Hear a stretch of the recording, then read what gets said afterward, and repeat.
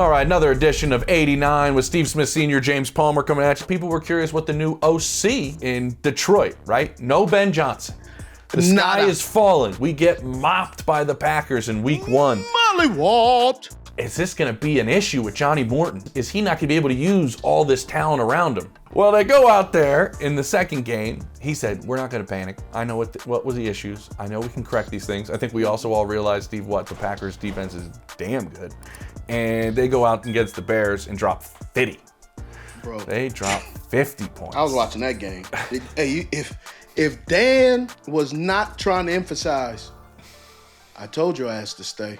But go ahead and find out. What's the young folks say? And find out? Yep. Well, he's finding out through 2 weeks. It's been rough in Chicago. But my opinion is this. This game was new OC versus old OC, right? This game was Ben Johnson returning. He used to run this entire offense. He's the reason that they were so successful. Obviously, there's a lot of talent, but Ben Johnson. I think because of the situation, the talent on the team, Ben Johnson, the last several years, Amon-Ra St. Brown has been overshadowed by all of that. Yep. And it has hurt his individual success and greatness. Yep. And that's what I wanted to ask you about. Like, I wanted to do a little receiver review here because I feel like this is one of the best in the game. And because of that situation in Detroit, and they're so dominant as a whole, he gets slighted. He gets slighted. A lot. Okay. So let me give you a little bit of history because I love me Amon-Ra St. Brown. Not because of his stature, not because his stature and height, is because the young man just flat out can ball. And I've seen his development. Now, a little bit of history. You go back, he was at USC. Out of USC, he dominated in the slot, played exceptionally well, and convinced the coaching staff that he wanted to play outside. And when with St. Brown playing outside, that actually was a gift because he got to experience what it was, but a curse because his numbers were down, which allowed him to drop down into the 3rd or 4th round to get the Detroit Lions. Because if he would have started 2 years, he probably would have dropped down even lower. But they understood what they wanted out of St. Brown, and they understood what he was, which is he's a very versatile player. So wait, Steve, you were saying he was great in the slot. He plays outside. That hurts his draft stock, but actually helps him in the long run. Because it's who he falls to. Okay. He falls to a team that understands their identity.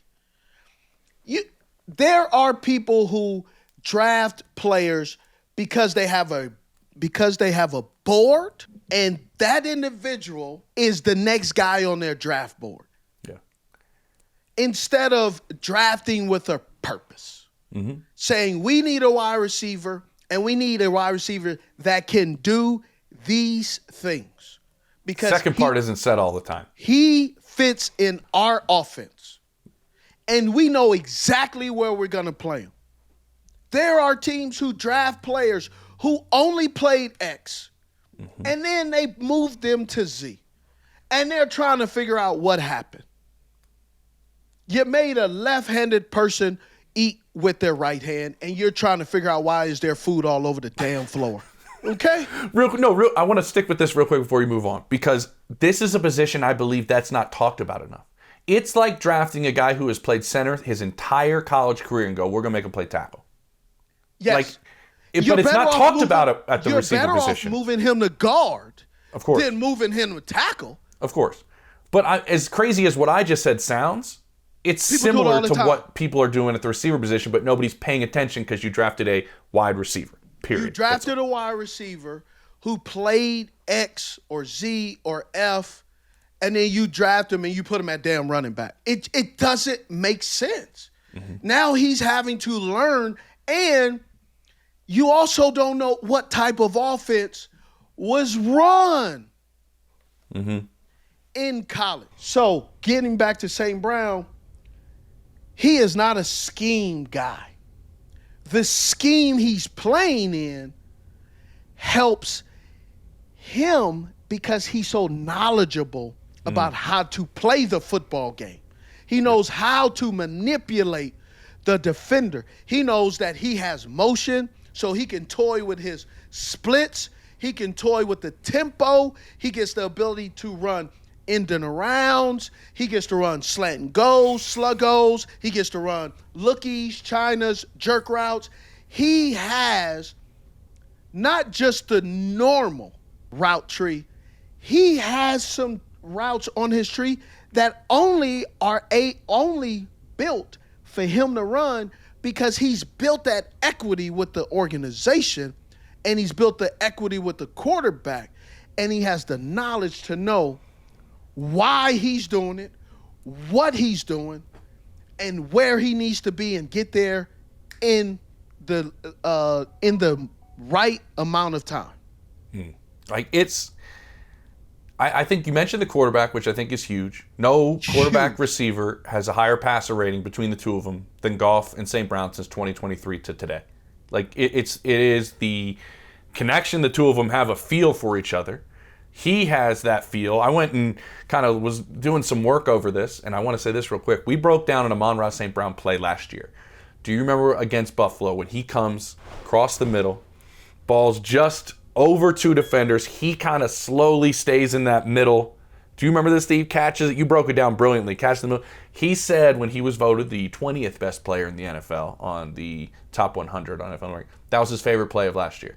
That was his favorite catch of last year. And it was funny because we broke it down. Do you want to know why it was his favorite catch? Because nuanced. it was, There's a lot of nuance to it. There's a lot of feel to it. Yes. The feel, the nuance. And as a former receiver, what I always loved is when I watched film and I started to predict how I was going to play, and it came to fruition. Yeah. And then you start waking up. You start waking up in the morning, which I used to do. Starting my day, right? Someone asked me a question yesterday, and I'll tell you, and I'll repeat it. They said, "Do you care about football?" I said, "Nah, not really. I love football. She was my first love. I knew the only way I was getting out of the inner city is by catching the football. Because my family couldn't afford to send me to college. So the only way I can get to college is by getting a scholarship. But I never thought about college. I always thought about the pros. So when I played, I lived football so much. When I used to be in high school, I would listen to music and toss the football on the ground and practice catching it. And just doing that because that's all I can do is daydream about playing football. And it's funny because if you read anything about Amon-Ra St. Brown, that was literally like his dad's vision. Like, yes. You are going to play football. Period. You know, his dad's a two-time Mr. Universe, by the way. All his kids, all y'all play football. All three played. Two of them are in the league right now. Yeah. They played, right? But St. Brown, the smallest of the bunch, man, his route tree is so ridiculous. His knowledge of the game is remarkable. He's on a fantastic team. And because he's in Detroit, just like when I was in Carolina, sometimes your market can take away. Because you got to remember, Megatron was the dude. Oh. But if Megatron was in New York, Chicago, bro, Megatron would be a gazillionaire. Yeah. You know who used to say that to me all the time? Who? Back in the day, at the beginning of my career, 13 years ago, DeAndre Hopkins used to always say to me, man, if I wasn't in Houston right now. Because nobody cared about the Texans in the beginning part of his career. And he was like, if I was in New York, I always remember saying that, if I was in New York, man, I'd be, And it's kind of true. And I feel like that's part of Amon-Ra and what's going on. And I brought this up, and this is an interesting nugget of it. And you were built in a way, Steve, that I think made you more successful. It might have been a little different than some other guys that play the position, but it made you successful. Do you feel like that's part of him? Because I was doing some research on this, and it's like he lifts differently than most guys. And the way he lifts lower body-wise is from that bodybuilding background that his dad started him with. Pretty good. And he's kind of like, once he gets the ball, he has this running back vibe to him. Yeah. In yards after the catch. When I always make these calls around too, so we can have the other side of things. I asked another receiver coach, not with the Lions, just what do you love about him? Because first he was like, he is the real deal, man. This dude is the real deal. And the first thing he said to me stands out, and I want your opinion on it. He said the two things that stand out to me most is never a wasted step, and he is so patient. Yeah, he is. Tell everybody what patience does. I'm still working on it. I can't tell you. As a wide receiver, I don't have any patience. Patience is understanding that you can't rush the route. You can't take your time. You have to know the why. Patience is developed when you understand the whole picture. Mm-hmm. He understands the whole picture, meaning there are some routes where I have to stem release. I have to do this. I have to do that. And sometimes I'm the decoy where I'm attracting the secondary to open it up for other people, and then understands that when another player is drafted in the first round, like a Jamison Williams, he's not there to take my passes. He is there to elevate everyone, which means I actually get more opportunities because that lightning in a bottle only makes the defense more scared of the potency and the offense and all the thoroughbreds that are in the stable. And that's where his football IQ comes from. That's where all that is almost magnified when you have those other pieces, because he can be even he better. can see the forest through the trees. Yeah. Hey, I'll just say this before when we say goodbye here. I hope J-Mo's paying attention in the room, man. Because I don't know anybody I've talked to in the league that says he doesn't do everything right, from preparation that you were talking about, from how he approaches the game, the IQ, the every part. Man needs some kudos, and we try to give it to him. Real quick, before is there a part of his game, we're talking about the situation that maybe gets him overshadowed? Is the slot still have this stigma to it, like slot corners do? I think both are getting over it a little bit. We're starting to appreciate nickel corners more. We're starting to appreciate inside corners a little bit more, because those guys still want to play outside so they can get paid, right? Yep. It's the same thing on offense, where it's like, if you're not the X on the outside, you don't get the respect. Is that another part of being a dominant slot like he can be? Gets him overshadowed a little bit? I think he does get him overshadowed, but the real football heads know he plays in the slot, but he lines up all over the field, and they do a good job of giving him a lot of this and a lot of that. Meaning, you go back statistically and look, he lined up last year more outside than he did actually inside this year. I think it was like a 60 to 65%. He lined up more outside, right? And that was with Ben Johnson last year. So that tells me a lot. And you said something, and as soon as you said it somebody popped in my head, is yes, slot receivers and more slot corners are not valued until you don't have one. And I remember there was a slot corner that I looked down upon, and he ended up becoming a really good corner, Buster Screens. I did not think that was the name you were going to say. Love it. Buster you can't Screens, live without this player in your defense. Right? He was excellent when he played with the Cleveland Browns. He earned his money. Then he got paid, and all of a sudden somebody thought he can go both ways. He could play in the slot, and he could play out of the slot. Didn't work out for him. Now he's right. Now he was fraudulent checks in Canada trying to make that money back. He body slammed me one time with Baltimore, so that's why I had to throw that little, give him a little spray. Sorry. Oh, good. And do not leave that out, John.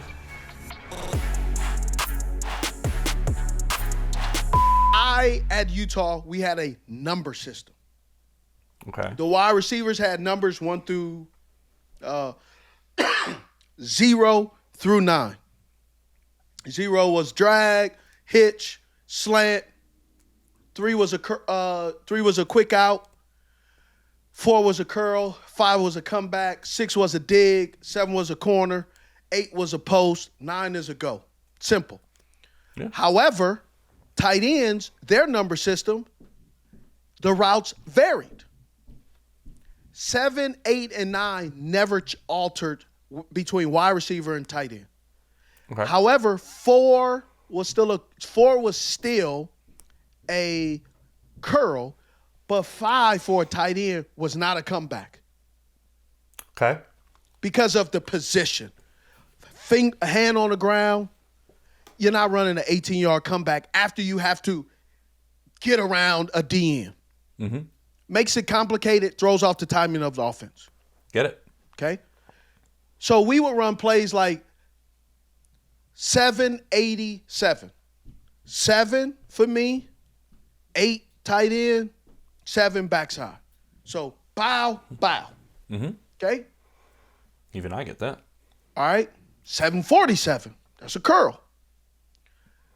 When I get to the National Football League, I'm in Carolina.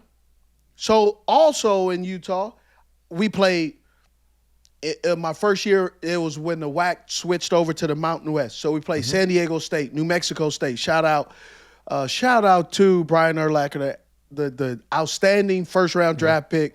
Played the Lobo position. Lobo. He played everything and caught passes too, Yep. right? San Diego State, Air Force, Colorado State. Man, we played Joey Porter at Colorado State. Yeah. We got Air Force. They have nothing but great men. And I remember Was that Bo Morgan? Yes. He was crazy good. He really was. He was crazy. I'll say it just like I'm going to say it. That white boy can move. He could. He did everything for that offense. Everything. Man. So we played all these different places. Colorado State, they had a receiver. Oh, I despised him, but it was out of jealousy. Dallas. I can't remember his last name, but he was Dallas. He was pretty darn good. They gave him the football all the time. And I was like, if Dallas is balling, I need mines too. Right? Love it. So going through that, cover 1, cover 2, cover 3, cover 4. Man-to-man coverage. Cover 2 is to Tampa. Cover 3 is what the Seattle Seahawks run, and a lot of teams are running where keep everything in front of you. Don't let anything get behind you. Deep third. Cover 4 is quarters. Cover 5 is quarters to the non-strength side. Cover 6 is 6 robber is a zone toward the strength. That was it. I get to the league. They got a cover 7. I ain't never heard of cover 7 in my life. That is not a real coverage. Yeah. Because they took 7 was now replacing 5. So they took the verbiage and changed it. So that threw me off.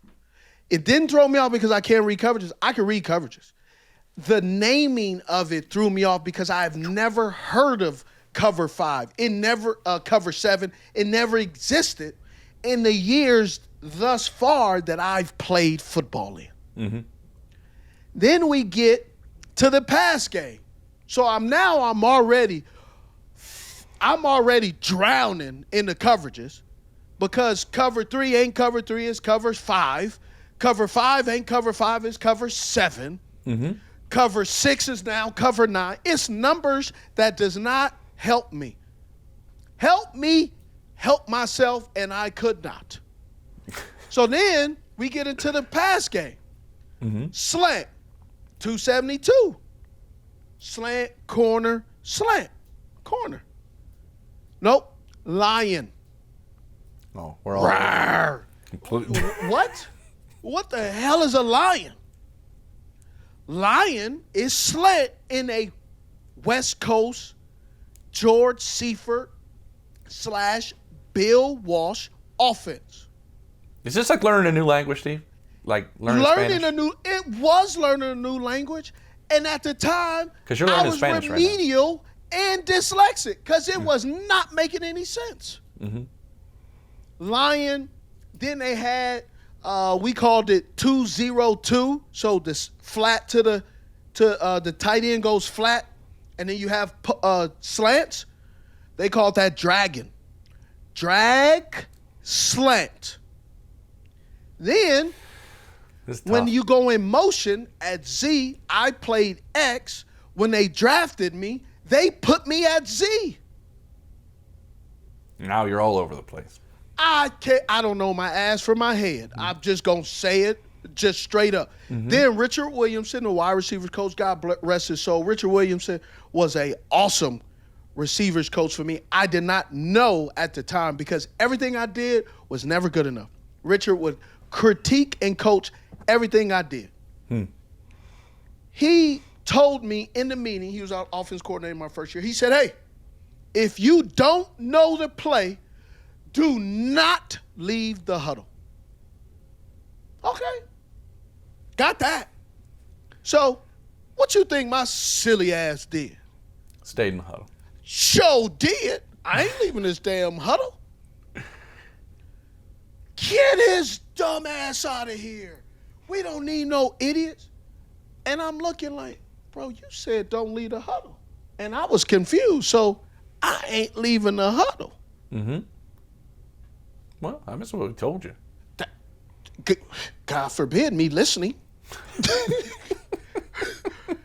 Right? So Yeah. those are little nuances. And then you add playing Z. Plain Z. When you go in motion, it's called F drive. Now I'm real confused. You. I'm not. So F drive. But I'm Z. No, you're F on the motion. Nah, bruh. On the depth chart, it says Z. Steve Smith Z. Z. Why are you calling me an F? Yeah. I had that part figured out. Steve Smith Z. Now. So what do they do?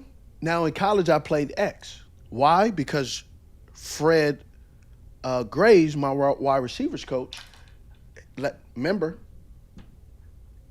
I'm right-handed, but I hold the football in my left hand. So I would fumble when guys would come and peanut punch before it became the peanut punch.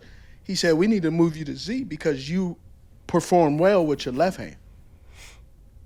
Okay, that's where your left hand dominant. And so they moved me to X. So I played 2 years at X. I get drafted in the third round as a punt returner, kickoff returner, and I'm playing Z. Out of position. I'm not used to motion. I'm not used to the responsibility that Z has. So what does this go with St. Brown? Z or F is a position where you have to understand the workload and the responsibility of moving around. When you are X, you're opposite of the call. When you are Z, you go to the call. And those little nuances, it took me several years. Not a few, I said several. I was not able to play Z in multiple positions until fifth year? Really? Sixth year, I started to really, it started to become second nature. Seventh year, moving forward. And then when I went to Baltimore, I went from X and I played primarily Z.